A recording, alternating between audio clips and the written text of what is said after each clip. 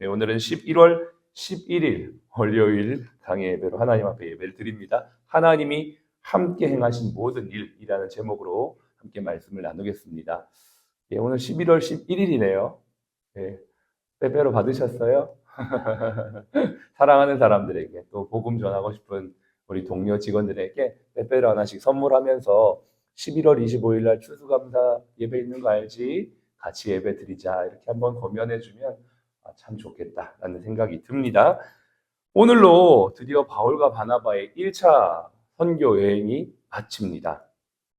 자신들이 파송했던 베이스 캠프였던 안디옥 교회로 돌아와서 하나님이 함께 행하신 모든 일과 이방인들의 모든 열매를 하나님께서 맺게 하신 것을 보고하면서 제자들과 함께 교제하고 또 위로받고 위로하면서 충전의 시간을 보내고 있습니다.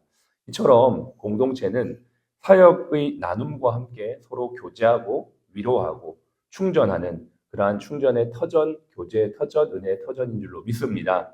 주님과 공동체에 잘 붙어서 힘과 위로를 받고 열매를 맺는 우리 모두가 되기를 소망하면서 우리 옆에 있는 분에게 한번 이렇게 인사합시다. 잘 붙어 있읍시다.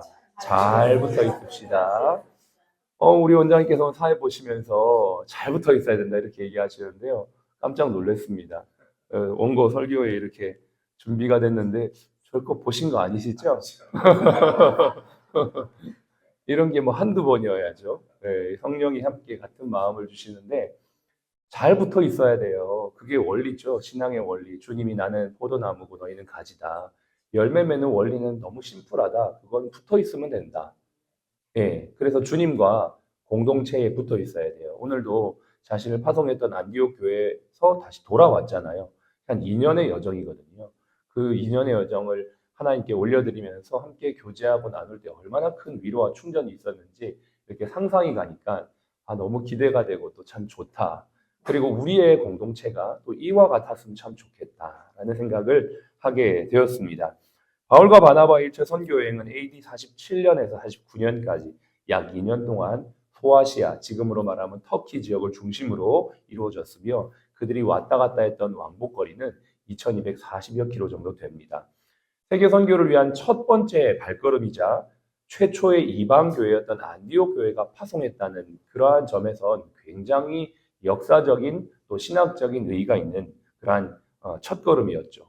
작고 연약한 공동체였던 이방인 교회, 그리고 나중되었던 이방인 교회를 통해 하나님의 선교의 첫 관문을 열었다는 것은 정말 의미가 있는 것이고 작은 사람이라도 작은 공동체라도 얼마든지 주님께 귀하게 쓰임받을 수 있고 나중된 자라도 얼마든지 하나님의 영광을 위해 쓰임받을 수 있다는 그러한 소망을 우리에게 주고 있는 것이죠. 그걸 기억하면서 우리도 작고 연약하고 나중되었더라도 하나님 앞에 크게 쓰임받는 그러한 비전을 가지는 저와 여러분 되시길 바랍니다. 바울과 바나바, 수행원으로 마가 요한이 선교팀으로 꾸려져서 실루기아로 가서 배를 타고 바울의 원래 본거지, 고향이었던 키프로스, 여기에서는 성경에서 구브로 섬이라고 돼 있죠. 키프로스로 가게 됩니다. 이게 첫 번째 여정인데요. 거기에서 바보라는 곳으로 이동해서 복음을 전하는데 누구에게 전했냐면 그 지역의 총독이었던 서기오 바울에게 복음을 전합니다.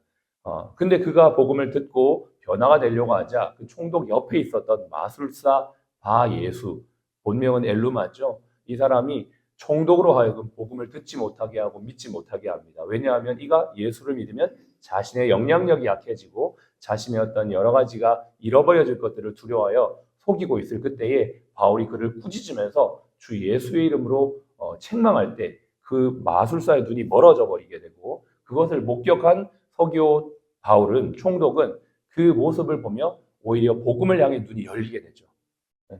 마술을 행하는 자는 눈이 가려지고 또 복음을 듣고자 했던 총독의 눈이 열려진 놀라운 역사가 일어나면서 이 바나바와 바울의 선교팀이 주도권이 바뀌게 되는 바울과 바나바로 바뀌게 되는 그러한 모습들도 볼 수가 있습니다. 이들은 이제 배를 타고 이제 다시 내륙으로 올라가죠. 소아시아 땅으로 올라가게 되는데요.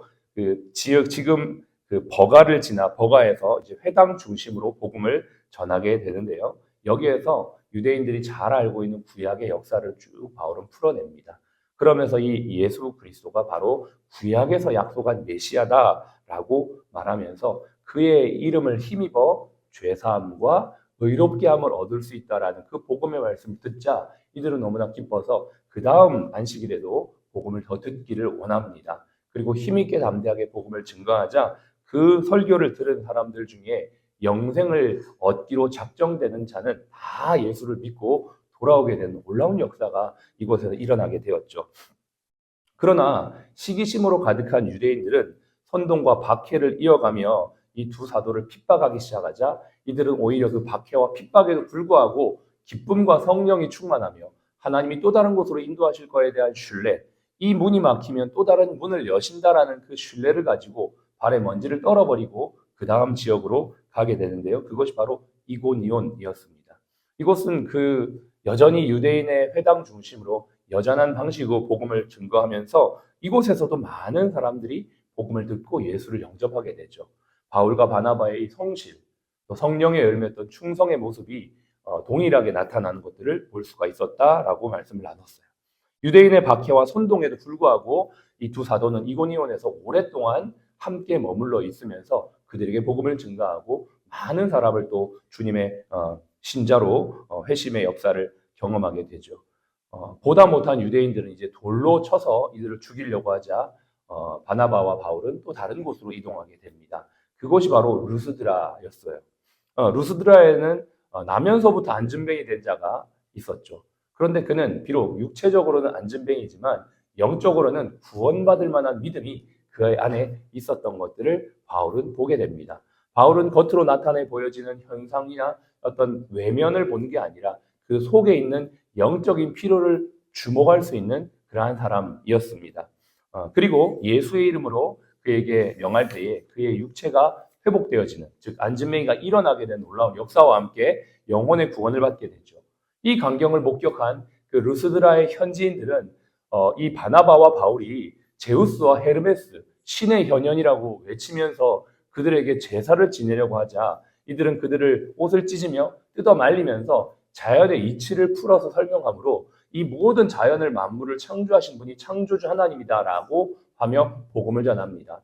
유대인들에게 회당 중심으로 복음을 증거할 때는 구약 성경으로 그들에게 복음을 전했던 바울과 바나바는 이제 구약 성경의 배경이 전혀 없는 현지인들에게는 자연 만물을 통해서 하나님의 창조 질서를 설명하며 창조주의 복음을 증거합니다.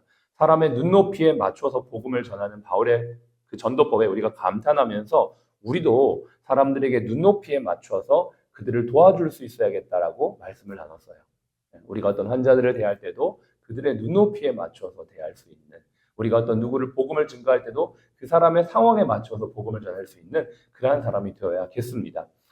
이렇게 제사를 드리려고 하자 바울과 바나바는 우리도 여러분과 같은 사람일 뿐입니다 라고 말하며 복음을 주신 하나님께 영광을 돌려야 된다라고 그들은 하나님께 영광을 돌립니다.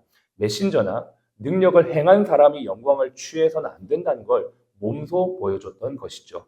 이 하나님께로 돌아오기 위해 복음을 전한다. 그래서 내가 하나님을 전한다라고 이렇게 이야기를 하는 모습을 보면서 우리는 우리가 어떤 모습으로 복음을 전해야 될지, 또 우리는 어떻게 하나님께 영광을 돌려야 될지 다시 한번 생각해 보게 되었어요. 여기까지가 우리가 10월 28일부터 사도행전 13장, 14장의 말씀을 나눴던 이야기들의 대략적인 스토리입니다. 오늘 우리는 성경을 읽었습니다. 오늘 우리 성경의 본문을 한번 다시 볼까요? 19절입니다. 제가 읽겠습니다. 유대인들이 안디옥과 이고니온에서 와서 무리를 충동하니 그들이 돌로 바울을 쳐서 죽은 줄로 알고 시외로 끌어내치니라. 여기에 보면 이 무리를 충동했다고 했는데 이 무리는 바로 안진뱅이가 일어나는 역사를 보았던 그 현지인들을 말해요. 그러니까 유대인들이 지금 이 바울과 바나바를 죽이려고 멀리에서부터 와서 그 루스드라에 있는 사람들을 충동질을 해서 이 사람들에게 바울에게 바나바에게 돌을 들어 치게 하는 것입니다. 지금 바로 앞전에만 해도 제우스다 헤르메스다 이러면서 신의 현현을 찬양하며 막 복음을 막 믿을 것처럼 했던 그 현지인들이 유대인들의 선동으로 완전히 반대로 반전을 일으키며 돌로 쳐서 죽이려고 하는 모습을 볼 수가 있습니다. 우리는 이것을 통해서 알 수 있는 게 있어요. 기적을 체험했다고 해서 말씀을 제대로 배우지 못하면 변화되지 않음을 루스드라 사람들을 통해 볼 수가 있습니다. 또한 사람들의 마음에 진리가 확실하게 자리 잡고 있지 않으면 쉽게 선동될 수 있다는 것도 알 수가 있어요. 네. 진리는 사람을 변화시킬 뿐만 아니라 사람을 견고하게 합니다. 어떤 기적이나 현상이 그 일시적으로는 변화되는 것처럼 보이지만 그것은 지나가 버리면 끝이에요. 그러므로 사람을 정말 변화시킬 수 있는 능력은 하나님의 말씀이 들어갈 때입니다. 그 앞전에 회당에서 복음을 증거했던 사람들은 말씀을 들었기 때문에 그들은 완전히 변화된 신자의 삶을 살았지만 이곳에서는 기적만 체험했지 말씀을 들었다는 내용이 없어요. 말씀을 듣기도 전에 유대인들의 선동에 의해 이 현지인들은 선동되어지고 오히려 핍박하는 그러한 사람이 되어진 것이죠. 이것은 우리에게도 동일하게 적용할 수가 있습니다. 교회를 오래 다녔다고 해서 말씀이 없다면 우리는 쉽게 선동될 수도 있고 오히려 박해자가 될 수도 있고 예수 그리스도를 핍박하는 사람이 될 수가 있다는 것을 기억하면서 우리는 세상의 이론이나 유행이나 어떤 시류에 흔들리지 않기 위해서 진리 위에 단단히 서 있어야 된다라는 것을 알 수가 있습니다. 여러분은 어떻습니까? 이 세상 속에서 흔들리는 세상 속에서 굳건한 믿음을 위해 진리 위에 서 있습니까? 우리와 우리 자녀들은 세상의 시류에 흔들리지 않도록 진리 위에 서 있습니까? 그리고 그렇게 할 수 있도록 우리는 어떤 노력을 하고 있습니까? 우리가 이것을 한번 말씀으로 돌아볼 수 있었으면 좋겠습니다. 이렇게 고난을 당하고 돌을 맞고 지금 어느 지경까지 갔냐면 19절에 보면 돌에 맞아 죽은 줄로 알고 시외로 끌어내치니라. 거의 죽었다고 생각하고 사람들은 시외로 그냥 내버린 겁니다. 근데 정말 하나님의 은혜로 20절에 제자들이 둘러섰을 때 바울이 일어나 실신한 거죠. 돌 맞고 죽은 게 아니라 실신한 겁니다. 깨어나서 다시 바울은 어디로 갑니까? 이튿날 바나바와 함께 더베로 가서 21절 복음을 그 성에서 전하여 많은 사람들을 주님께로 인도했어요. 핍박과 환란이 와도 이들은 계속적으로 복음을 증거하며 제자들을 든든히 세우는 삶의 본의 모습을 실제로 보여줍니다. 그리고 여러 지역을 다니면서 22절에 제자들의 마음을 굳게 하여 이 믿음에 머물러 있으라 권하고 우리가 또 하나님의 나라에 들어가려면 많은 환난을 겪어야 할 것이다 라고 하며 자신의 삶으로 제자들을 양육해내는 것을 볼 수가 있습니다. 저는 지난 금요일, 토요일 1박 2일 부산에 제가 훈련받았던 선교단체 후배들에게 복음을 전할 기회가 주어져서 갔다 왔습니다.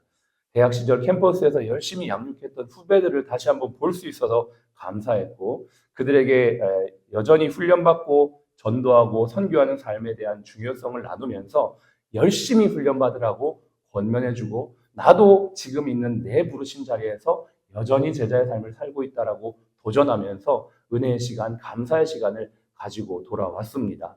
여러분들의 삶이 길이 되었으면 좋겠습니다. 여러분의 삶이 증거가 되었으면 좋겠습니다. 내가 이렇게 살았고 난 이렇게 살고 있다. 당신도 이렇게 살고 이렇게 살았으면 좋겠다라고 말할 수 있는 저와 여러분들이 되었으면 좋겠고 우리가 믿는 대로 말한 대로 기도한 대로 살아갈 수 있는 이 한 주와 이 하루가 되시기를 축복합니다. 끝으로 화성교회인 안디옥으로 귀환하여 하나님께서 자기들이 함께 행하신 모든 일과 하나님이 이방인들에게 믿음의 문을 여신 것을 보고합니다. 비록 어려움과 고난이 있었지만 하나님께서 행하신 모든 것들은 하나님의 역사를 이루기 위한 섭리의 과정이었습니다. 돌맞고 쫓겨나고 도망다니고 잘 못 먹고 못 자고 못 쉬고 하는 모든 그러한 인연의 여정이었지만 하나님의 역사, 섭리는 있었던 것이죠. 어쩌면 지금 저와 여러분의 삶에도 어려움이 있습니까? 고난이 있습니까? 그러나 우리는 이걸 기억해야만 합니다. 우리가 복음을 향한 진보의 삶을 살아갈 때 그 고난과 어려움도 하나님의 섭리 안에 있다는 것을 하나님께서 이 모든 섭리를 통해 당신의 일을 이루실 것이라는 그 소망을 가졌으면 좋겠습니다. 좀 더 나아가 우리 사랑 플러스 병원을 통하여 하나님께서 행하실 그 놀라운 선교의 사역에 우리가 있다는 것을 그리고 이 모든 여정에 어려움이 있지만 하나님은 필요를 따라 때를 따라 상황을 따라 인도하시고 사람을 보내시고 우리를 훈련시켜 가신다는 이 섭리를 믿음으로 이 하루도 한 주도 승리하는 저와 여러분들이 되시기를 주의 이름으로 축복합니다. 기도하겠습니다. 우리 오늘 1차 선교여행을 마치면서 우리의 삶도 이러한 선교의 여정임을 기억합시다. 사도행전은 열린 결말로 끝납니다. 우리의 삶이 오늘 이 예배로 끝이 나는 게 아니라 열린 결말로 우리의 삶의 자리에서 사도행전의 삶을 써내려가는 우리가 될 수 있도록 하나님 이 하루와 이 한 주를 붙잡아 주시고 우리를 통하여 복음이 직원들과 우리 환우들에게 증거되도록 도와주시옵소서. 함께 기도하겠습니다. 하나님 아버지 감사합니다. 선교 여정은 우리의 삶의 여정입니다. 이제 이 한 주도 아버지 하나님의 복음의 여정을 써내려가는 우리 모두가 되기를 원합니다. 하나님 안디옥에서 많은 사람들이 함께 주의 일하심을 찬양하며 영광 돌린 것처럼 여기 있는 분들의 삶을 통하여 주님의 복음, 주님이 행하신 일들이 나타나는 이 한 주의 삶이 되도록, 이 11월의 삶이 되도록 축복하여 주옵소서. 오늘도 하나님 아버지 우리 직원들에게, 우리 환우들에게 예수님의 사랑을 전하기를 원합니다. 일로, 삶으로, 말로 증거할 때에 하나님의 역사가 나타나는 귀하고 복된 이 한 주가 되어지도록 성령의 은혜와 능력으로 기름 부어 주시옵소서. 지금은 우리의 생명이요 부활이신 예수 그리스도의 은혜와 아버지 하나님의 극진하신 사랑하심과 성령님의 내주교통 충만 인도하심이 오늘도 열린 결말로 사도행전 써내려가기 원하는 우리 모든 사랑 플러스 가족 머리 위에 지금부터 영원토록 함께 하시기를 예수님의 이름으로 축복하며 기도합니다. 아멘.